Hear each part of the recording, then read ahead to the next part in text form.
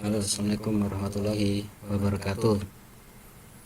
Dalam kesempatan kali ini kita akan meneruskan pemahaman tentang struktur. Kalau kemarin kita memahami struktur tubuh manusia, sekarang kita mencoba memahami struktur pada kaki.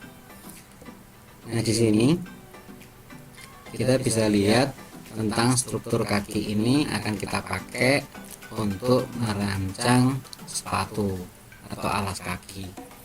Nah, saat mau merancang sepatu atau alas kaki, kita perlu memahami bentuk dari kaki. Toh pada dasarnya alas kaki itu kan satu busana yang menutupi kaki, sehingga bentuknya pada dasarnya juga memimetik di sini dari bentuk kaki. Sama seperti struktur tubuh, kita harus memahami tentang proporsi. Nah, di sini dapat kita lihat ya, sepatu itu bentuknya ya sebenarnya representasi dari kaki. Di sini kita lihat, di sini ada perbandingan panjang dan lebar dari bagian-bagian kaki.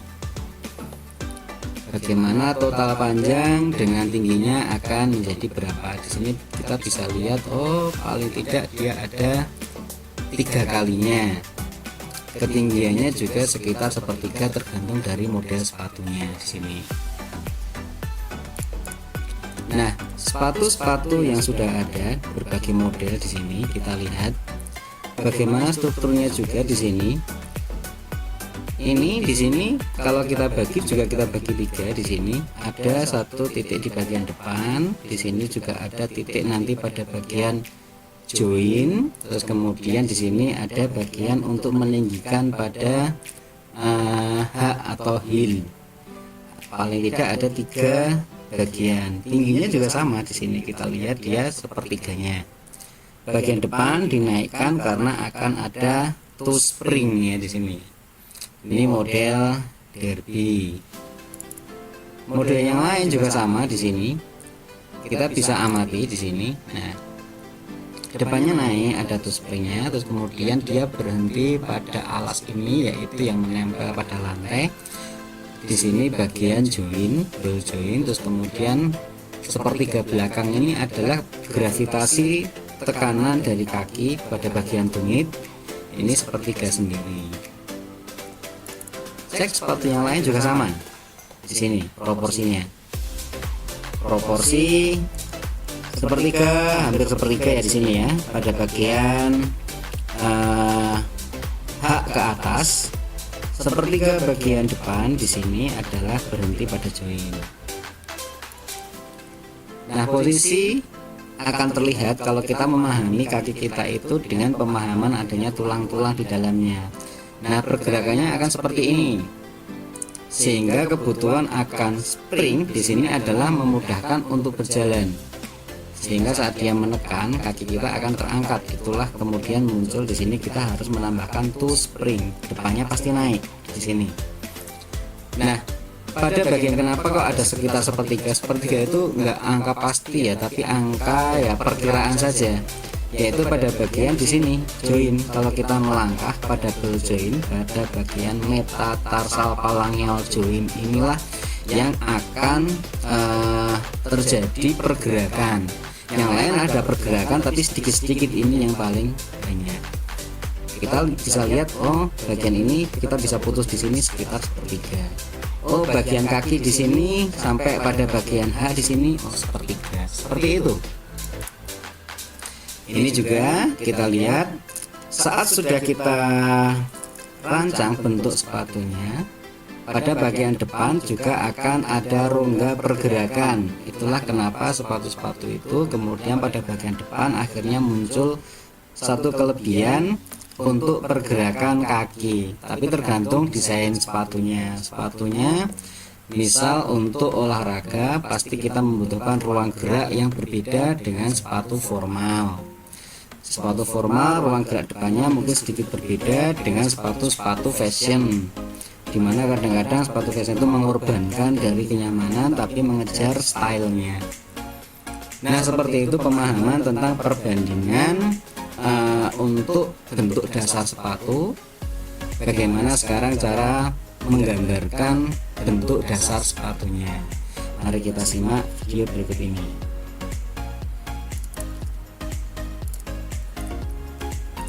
Nah, di sini kita buka softwarenya pakai Corel Draw kita. Langkah pertama tentu saja kita akan mencari pembanding. Kita bisa membuat objek geometris kotak di sini. Nah, misalnya ini mau diatur menjadi sepertiga, tingginya juga sepertiga. Kita nggak usah harus membuat akurat gitu ya. Kalau kita mau akurat gitu, nanti takutnya malah jadi harus pakai rumus, nah gitu. Sepertiga harus segini. Jadi itu nggak harus, perkiraan saja. Dari sini, ini saya delete saja. Karena kalau desain itu lebih kepada ekspresi ya, kreasi aja, sambil kita ngelatih skala perbandingan. Jatuhnya sepertiga nanti akan sekitar sini, misalnya di sini. Sepertiga bagian belakang tidak harus sepertiga, tapi kita akan membagi 3 persegi panjang ini. Ini akan jatuh pada bagian ball joint. Ini nanti akan menjadi satu daerah untuk bagian H. Ketinggian totalnya sepatu akan sekian misalnya. Oke, nah dari sini kita bisa membuat, pertama kita membuat garis alasnya dahulu. Cara paling mudah sebenarnya nggak harus, kita bisa membuat dari manapun, tapi ujung-ujungnya tetap proporsinya harus benar. Ini kita naikkan di sini nanti, misalnya kita naikkan dulu ketinggian haknya mau berapa, karena akan berbeda-beda. Kalau sepatu formal mungkin sekitar 2 sampai 3. Nah, saya akan mengambil sekian saja. Nah, di sini kita akan memulai untuk springnya, ya nggak akan lebih tinggi dari ini, tapi tergantung style desainnya. Kita mulai dari sini saja. Kemudian dia akan kita cari titik di sini untuk join, kemudian di sini untuk haknya. Nah, ke atasnya bagaimana? Ke atasnya kita bisa membuat di sini jatuhnya kan sepertiga. Nah, kita majukan sedikit untuk membuat lengkungan pada bagian belakang. Nah, di sini juga kita bisa mengambil sedikit di sini rada ke belakang, jatuhnya dari sini kita miringkan di sini. Nah, kan seperti itu. Terus kemudian di sini kita jatuhkan, jatuhnya miring seperti ini. Nah, pada bagian depan akan jatuh di sini. Kita kembalikan ke titik awal.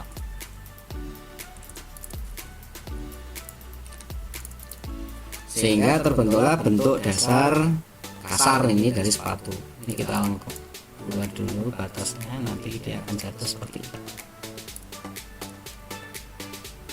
Kita majukan dikit. Jadi logika saja dari sepatu tadi. Nah, saat sudah menjadi seperti ini, jadi kita memberikan alokasi untuk ruang gerak di depan. Kita bisa saja menambahkan sedikit. Ada juga yang menambahkan panjang, seperti hanya sepatu-sepatu yang style runcing, atau malah mungkin kayak Aladin dan sebagainya. Ini akan lebih panjang lagi. Ini kita buat kira-kira untuk alokasi rongga pergerakan jari-jari kaki. Nah, ini kita membuat bentuk dasar sepatu secara ortogonal. Saya geser dulu ini. Artinya kita akan memudahkan dengan mencari tampak sampingnya. Kalau sudah menjadi seperti ini, kita bisa mengklik 2 kali, atau sama saja kita memilih tombol shape tool. Di sini kita akan melengkungkan dan menghaluskan dari bentuk outline-nya. Kita pilih di sini convert to curve, sehingga dia menjadi mode untuk kita lengkung-lengkungkan. Nah, begitu kita lepaskan, di sini kita bisa memilih bagian-bagian yang bisa kita lengkungkan. Kita beri batas dahulu pada bagian ini. kita beri batas sehingga yang ini bisa kita delete. Sama juga bagian ini kita beri batas, kita beri double klik saja, itu bisa kita langgengkan. Bagian sini ini bisa kita langgengkan. Kita masih bisa mengedit semua garis-garis itu. Bagian ini kita bisa tarik dari garisnya. Ini juga kita bisa memberikan batas, hubungan. Ini juga kita tambahkan delete. Terakhir pada bagian depan di sini. Nah, kita bisa mengontrol bentuk akhirnya apabila dirasa masih kurang baik. Misalnya, wah ini mau saya zoom mau sebentar saya matikan dynamic guide, saya lebih leluasa, ini lebih maju. Oke, ini sedikit mundur, ini naik sedikit.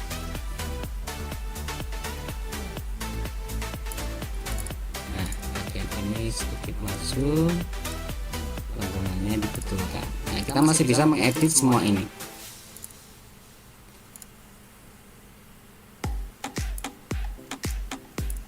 Ini menjadi bentuk dasar sepatu. Ya, akhirnya menjadi sepatu apa? Ya, macam-macam di sini. Kita bisa merancang sepatu derby, Oxford, ataupun pantofel tadi. Kita analisis bentuknya, apa yang masih kurang, kita bisa edit. Kalau dirasa sudah baik, ya sudah seperti ini. Nah, ini bentuk untuk tampak samping, sehingga kita bisa merancang sepatu tampak samping dengan berdasarkan pada bentuk dasar ini. Pertanyaannya adalah, seringkali desain itu diminta untuk membuat secara perspektif. Perspektif itu bagaimana? Perspektif itu jika kita menganalogikan tadi ini adalah satu box tampak samping, perspektif itu adalah tampak samping sebelah kiri, sebelah kanan terlihat, bagian atas juga terlihat. Biasanya ya, kalau ini kan bermainnya hanya sumbu X dan Z ya di sini ya. Nah, kalau perspektif di sini kita perlu membuat sumbu kedalaman, yaitu disebut sumbu Z, yaitu bisa miring ke sana. Ini berarti harus kita miringkan.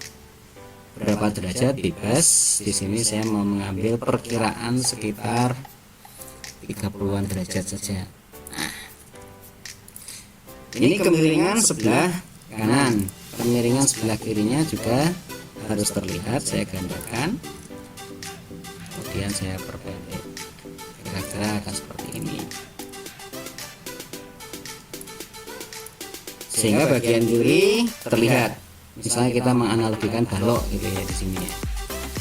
Bagian atasnya coba gandakan dulu, saya convert menjadi kurva, Ctrl key, snapnya saya nyalakan lagi, kemudian ini kita gandakan. Nah, perkiraan bentuk dari perspektif seperti itu, terlihat. Alasnya juga sebenarnya kalau mau kita gambarkan juga di sini, nah, akan terlihat pada bagian dasar seperti itu. Nah, bagaimana menggambar secara perspektif ini kadang-kadang menjadi hal yang membingungkan. Tapi kalau kita memahami dari perspektif kotak ini, kita bisa memindahkan objek sepatu ini menjadi perspektif.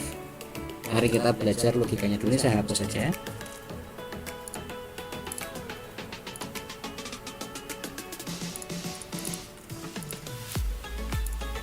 Nah, jika kita bayangkan ini ada di dalam box Ini ya, ini kan posisinya akan begini. Ini tadi kan masih datar. Oke, saya gandakan. Ini perumpamaan saja untuk menggambarkan.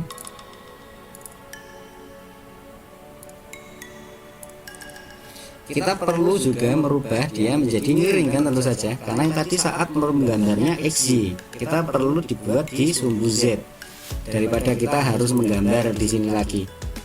Jadi ibaratnya ini Z di sini, kita menggambarkan alas tadi di sini. Misal gini, langsung sebenarnya bisa. Kalau kita nanti sudah sering menggambar pakai Corel, terus kemudian sampai di atas sana, sampai di sana, sampai di sana, sampai di sana, kembali ke sini, kembali ke sini. Terus kemudian kita lengkungkan, kita buat dia menjadi objek perspektif. Nah, ini yang mau saya sampaikan. Ini kan dari objek yang sudah kita buat, kita perlu memindahkan menjadi perspektif. Jadi kita harus memiringkan. Kita dimiringkan karena ada satu distorsi, ya perlu dipendekkan lagi. Kita pasangkan lagi di sini. Kita miringkan hingga pas. Kemudian kita tepatkan lagi di sini. Nah, sekarang pada bagian salah satu sisi sudah tergambar. Apabila dia menjadi objek perspektif, berarti ada kedalaman sebelah sana. Nah, di sini ini saya kopikan ya untuk gambaran berikutnya. Ada fitur extrude yang diberikan oleh Corel. Kita bisa aja sih sebenarnya kita mengekstrud objek gitu ya. Di sini kita pilih yang ini. Nah, ada ketebalan, kedalaman ke sana. Mungkin nggak terlalu tebal, tanyakan. Ini juga bisa menggambarkan gambar seperti balok tadi. Satu objek kita gambarkan dengan extrude yang kalau mau perfect di situ kita biasanya pakai AutoCAD 3D gitu, extrude-nya bagus. Di Corel ini kan vektor basisnya. Jadi saat kita mau melepaskan objek-objek itu menjadi satu bentuk perspektif, bentuknya jadi beda, jadi rada repot di sini. Kita break dulu, melepaskan hasil extrude. Nah, objek ketebalan ini terbentuk dari hasil ekstrusi, tapi dia kita pecah lagi. Nah, dia terbentuk dari banyak not-not ini yang kadang-kadang malah merepotkan. Di sini kita gunakan satu cara lain, masih manual. Di sini dengan memanfaatkan logika perspektif tadi, hasil yang sudah terbentuk yang dimiringkan tadi ini kan. Ini sama aja dengan digandakan ke sana mengikuti bentuk extrude. Saya menggandakan sebelah sana. Nah, dia kebetulan di depan, saya taruh di belakang, control page down. Nah, dia ada di belakang, sehingga secara visual kita bisa membayangkan objek ini sudah ada pada bagian ini yang bisa kita convert menjadi satu bentuk perspektif. Bagian ini juga. Oke, mari kita finalisasi bentuk yang ini karena menurut saya ini lebih memudahkan dalam penggambaran perspektif. Kita geser dahulu, bentuknya seperti itu. Terus kemudian pada bagian ini nanti kita membutuhkan objek tambahan, kita bisa menggambar lagi pada bagian ini. Ini akan menjadi satu lengkungan. Kita bisa mulai dari sini.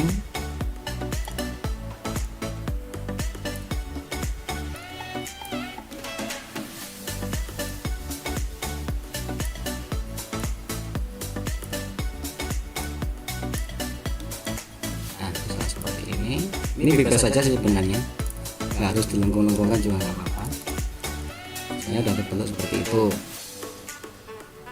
Ini saya turunkan nanti.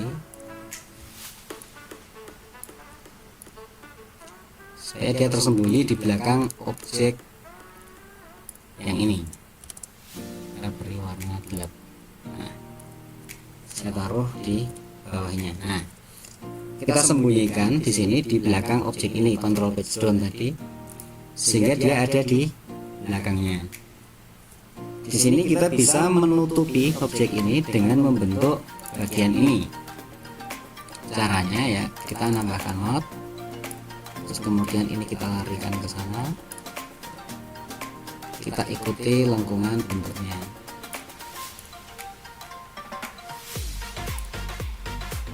Nah, seperti itu. Terus bagian belakang sudah, bagian sini sudah. Kamu menyatukan objek yang ini otomatis sudah tidak digunakan. Kita bisa menyembunyikan di belakang. Kan dia posisinya itu kan ada di belakang objek ini. Corel itu kan ada penumpukan bidang kan sebenarnya. Nah, ini yang kita manfaatkan dengan menyembunyikan objek di belakangnya. Jadi kita satukan di sini dengan objek ini. Yang belakang itu, yang depan sama.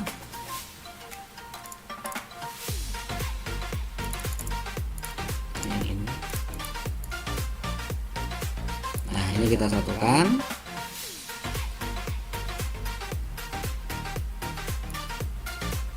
Saya taruh di sini. Ini bisa kita hilangkan. Nah, nanti akan terbentuk, oh dia akan bentuk garis seperti ini.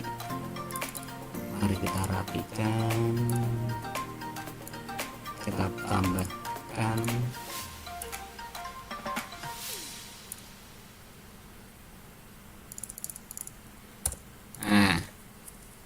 Kita lihat dia tadi sudah menyerupai ini, tapi saat kita double klik, notnya simple. Kita double klik yang ini tadi, notnya banyak, jadi nanti harus kita rubah-rubah. Di sini kita bisa langsung menyatukan objek ini dengan di weld. Nah, jadilah satu kesatuan. Ini tampil di depan lagi, saya taruh belakang. Nah, ini masih ada yang bocor, kita sembunyikan. Nah, kita bisa menambahkan lagi rada naik.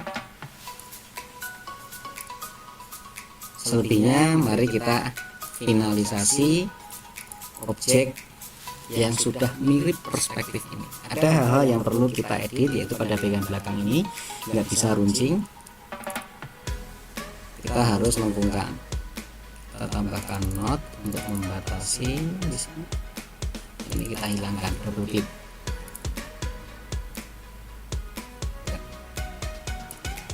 Oke, kita cek lagi, kita lihat apa yang masih kurang. Ini perlu kita turunkan. Nah, terlihat sekarang kalau dia perspektif, melihatnya lebih mudah. Kita gradasi, coba. Oke.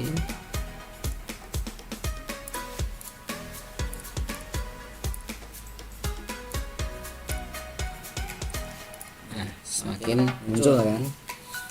Nah, untuk modal nanti kita dalam mendesain sepatu ini, kita bisa menambahkan satu garis tengah. Kita bisa menggandakan ini. Saya geser, saya mau ambil garis tengahnya. Jadi kan ada dua objek tadi, kita ambil tengah-tengahnya sekarang. Berarti nanti kita mau merancang bagian-bagian sepatu, ada senternya di kanan. Saya mau ambil garis ini saja, sehingga yang lain tidak dibutuhkan. Kita double klik, pilih not yang memang nggak digunakan atau pilih salah satu bisa. Terus kemudian kita pilih ini break curve, kurvanya kita break sehingga warnanya pun jadi hilang, dan saat kita delete notnya dia sudah menjadi garis lagi, bukan bidang, jadi sudah nggak bisa diwarnain. Nah, ini kemudian garis ini.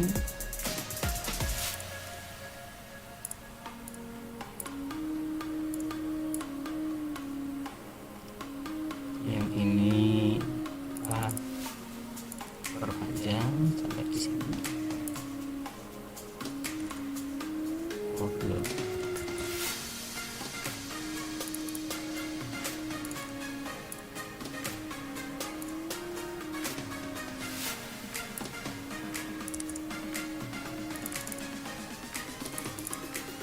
Nah, terlihatlah seperti itu. Kita buat dia garis putus-putus.